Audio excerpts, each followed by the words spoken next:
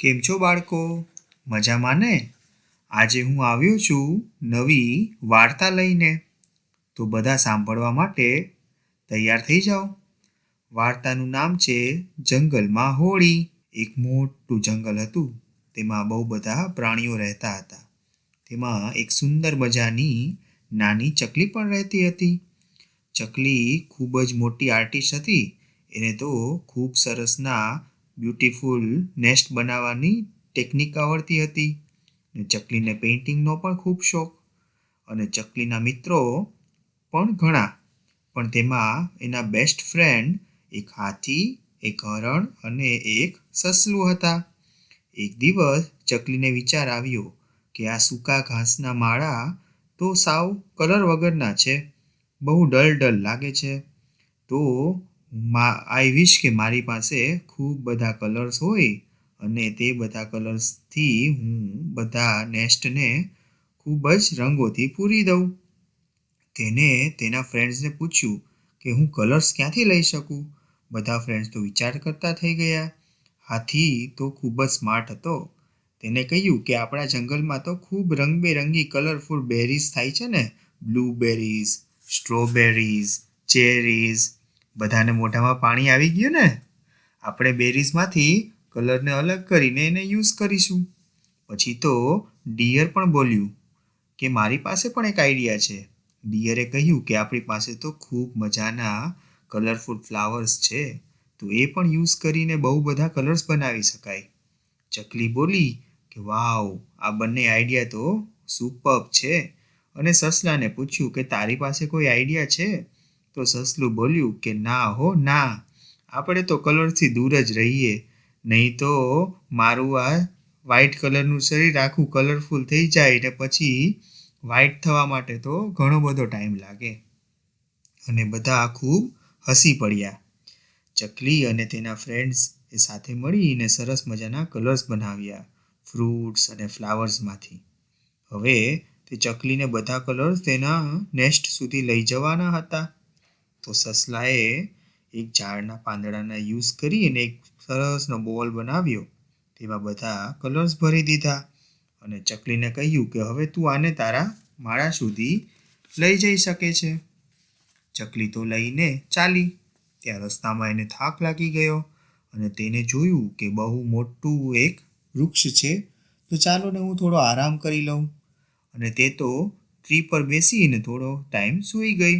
અને એને ખબર નહોતી કે એ વૃક્ષની નીચે તો સિંહ રાજા પણ સૂતા હતા.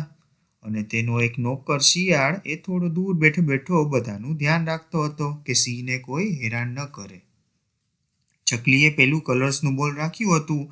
તે પવનને કારણે થોડું હાલક ડોલક થઈને તો એ કલર્સ નીચે પડતા હતા એમાંથી.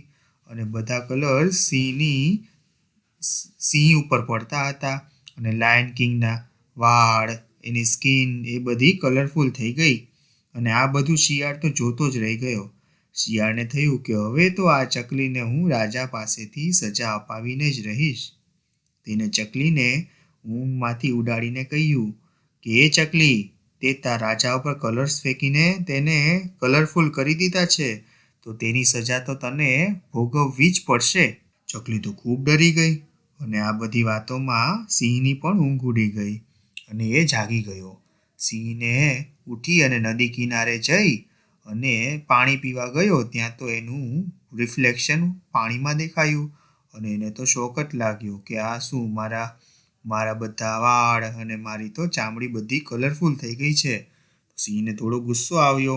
તે તો પૂછવા માંડ્યો કોણે કર્યું આ? ત્યાં તો શિયાળ બોલી ઉઠ્યું કે આ બધું તો પેલી ચકલીએ કર્યું છે. સિંહે ચકલી પાસે આવી અને એને કીધું નીચે આવ. ચકલી, ત્યાં શું કર્યું છે? ચકલી નીચે આવીને તો રડવા લાગી. તેને કહ્યું કે મને થોડી વાર આપો, હું મારા ફ્રેન્ડ્સને બોલાવી લાવું, પછી તમને હું કહું કે મેં આ શું કામ કર્યું છે.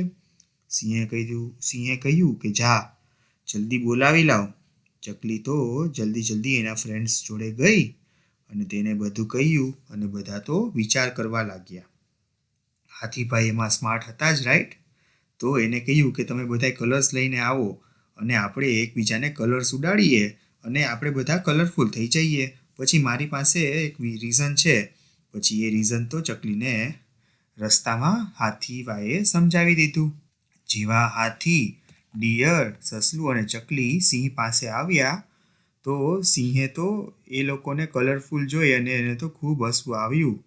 પછી ચકલી આગળ આવીને બોલી કે સિંહ રાજા, આ બધા મારા ફ્રેન્ડ્સ છે અને અમે તો આજે બધાએ સાથે મળી અને હોળી રમ્યા હતા.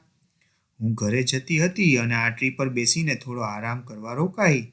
તેમાં મારી પાસે થોડા કલર્સ હતા, એ હવાને લીધે તમારા પર પડ્યા. પછી ચકલીએ સિંહ રાજાને પૂછ્યું કે સિંહ રાજા, તમે હોળી નથી રમતા? હોળી તો ખૂબ મજાનો ફેસ્ટિવલ છે. તેમાં અમે ખૂબ કલરથી રમીએ અને ખાઈએ અને પીએ અને મજા આવે. સિંહે પૂછ્યું કે હોળી તે શું છે? ચકલી બોલી કે એ તો રંગોનો તહેવાર છે. તેમાં નાના મોટા સહુ લોકો સાથે મળી અને એકબીજા પર રંગો લગાવે અને ખુશીઓ મનાવે. તો સિંહને તો આ બહુ ગમ્યું. તેને કહ્યું કે લાવો તો મને પણ આ થોડા કલર્સ આપો. પછી સિંહે એ કલર્સ લઈ અને બધાની ઉપર ઉડાડ્યા અને બધાએ સિંહની ઉપર ઉડાડ્યા. અને પછી તો બધાએ ખૂબ સરસથી હોળી રમી. પછી સિંહે કીધું કે આ તહેવાર તો હું દર વર્ષે રમીશ. અને બધા તો બહુ ખુશ થઈ ગયા. તો બાળકો, તમને પણ હોળી રમવી ગમે છે ને? તો ચાલો આપણે બધા હોળી રમીશું, પણ એની પહેલાં હવે આપણે બધા સૂઈ જઈએ અને નવી વાર્તા લઈને કાલે ફરીથી આવીશ. થેન્ક યુ બાળકો. Good night.